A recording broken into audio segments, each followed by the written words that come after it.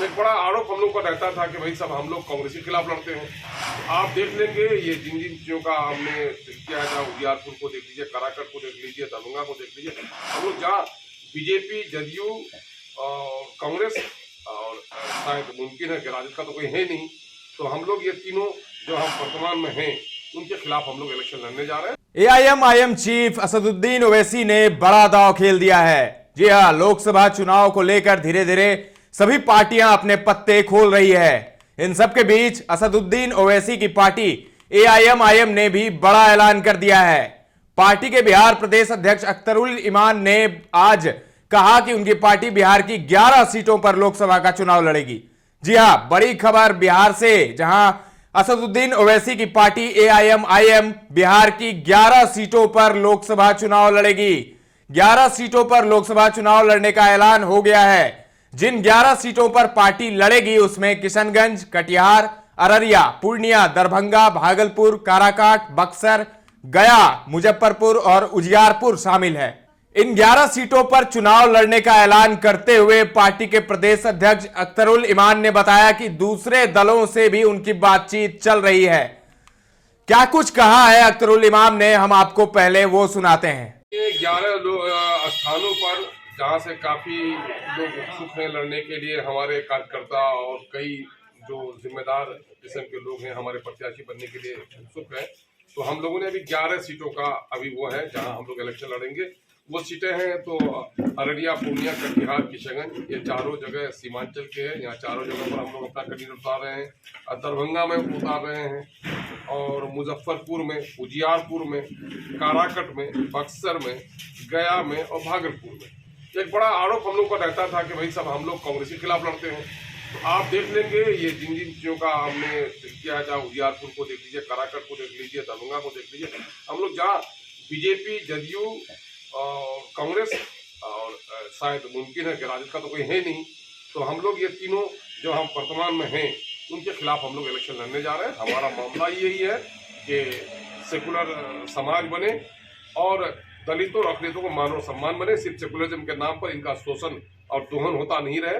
बिहार की जो जाति आधारित गणना आई है उसने चौंका दिया है लोगों को कि इन दलितों ने और मुसलमानों ने हमेशा लोगों को वोट दिया लेकिन उसकी हिस्सेदारी कभी नहीं तय की, जिसके नतीजे में आर्थिक, सामाजिक, शैक्षणिक और सरकारी नौकरियों में इनकी हिस्सेदारी अत्यंत कम है। जाहिर है कि दलितों और अखिलेतों के इस नाइंसाफी के खिलाफ तो हमारा एक मजबूत लड़ाई लड़ना हमारे लिए जरूरी है।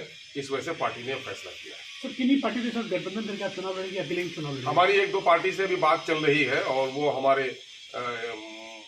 नेशनल प्रेसिडेंट जनाब बैरिस्टर असदुद्दीन ओवैसी साहब से हैदराबाद कई जगह के लोग गए हैं।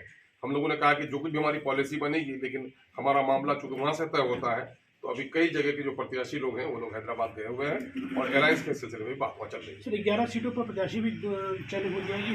नहीं, प्रत्याशी का मामला अभी अंडर कंसिडरेशन है, और लेकिन ये है कि सीटों के बारे में हम लोगों ने प्रस्ताव दिया है। सर, आप प्रदेश अध्यक्ष आप किशनगंज की लोकसभा सीट से चुनाव लड़ेंगे? जी, मेरा तो ऐलान भी कर दिया है पार्टी के नेशनल प्रेसिडेंट जनाब बैरिस्टर असदुद्दीन। किशनगंज के अलावा और भी प्रत्याशी की घोषणा हुई है? नहीं, घोषणा तो मैंने कहा ना कि इन सीटों का चयन हुआ है, इन सीटों का चयन हुआ है, अब प्रत्याशियों का चयन होगा। मुद्दा क्या रहेगा? मुद्दा हमारे लिए तो वही है कि इस मुल्क में कम्युनिज्म ने नुकसान पहुंचाया और धोखेबाज सेकुलर ताकतों ने धोखा पहुंचाया है। दलित जो मूल निवासी रहे इस देश के, जो अकलियत के लोग हैं, उनके साथ नाइंसाफी होती रही है और आज देश तरक्की कर गया है। वो पट्टियां जो जहां मुसलमान हैं वहां पर तरक्की नहीं हुई। आप सीमांचल में रह रहे हो, बता लो, सीमांचल का पर कैपिटा इनकम आज भी सबसे कम है, नौकरी में हिस्सेदारी सबसे कम है। मामला यही है कि राज्य के दूसरे हिस्सों में भी हमारी हकमारी हो रही है। हम लोग तो चाहते ही हैं कि भाई हम लोग ये है दलितों को इंसाफ मिले और सेकुलर सरकार बने, तो हम लोग तो ये मामला कर ही रहे हैं। अभी हम लोग चाह रहे हैं, अररिया से भी हमारे हम लोग तय कर लेंगे करीब, और कटिहार से अभी आदिल साहब का नाम हम लोगों के पहले से हो रहे हैं। उन्होंने असेंबली इलेक्शन भी छोड़ दिया था पार्टी के कामकाज की वजह से और पार्टी के समर्थित कार्यकर्ता रहे, काफी दबाव है, तो आदिल हसन एडवोकेट वहां पर पार्टी ने उसका।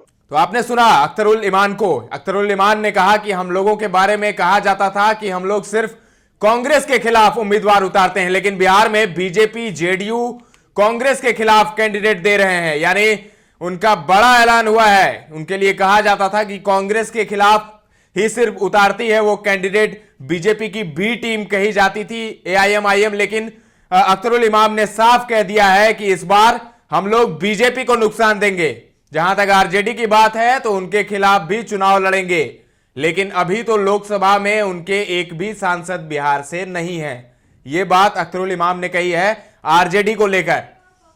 एआईएमआईएम के प्रदेश अध्यक्ष ने कहा, दलित मुस्लिमों का सिर्फ हमेशा वोट बिहार की पार्टियों ने लिया और उनका शोषण किया। सेक्युलरिज्म के नाम पर उनकी हिस्सेदारी कभी तय नहीं की गई। आपको बता दें कि मुस्लिम बहुल सीमांचल की सभी चारों सीटों पर ओवैसी की पार्टी चुनाव लड़ रही है। कुल 11 सीटों पर लड़ रही है चुनाव। आरजेडी कांग्रेस के मुस्लिम वोट बैंक में एआईएमआईएम सेंधमारी करती है तो सीधा फायदा एनडीए को हो सकता है। फिलहाल एनडीए और महागठबंधन के बीच सीटों का बंटवारा नहीं हो सका है। बिहार की 40 लोकसभा सीटों में किसके खाते में कितना जाएगा, बहुत जल्द तस्वीर साफ हो सकती है। इन सब पर सभी की नजरें टिकी है।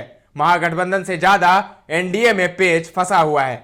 फिलहाल के लिए इस खबर में इतना ही। ताजा तरीन खबरों का सिलसिला लगातार जारी है। देखते रहे दर्श न्यूज।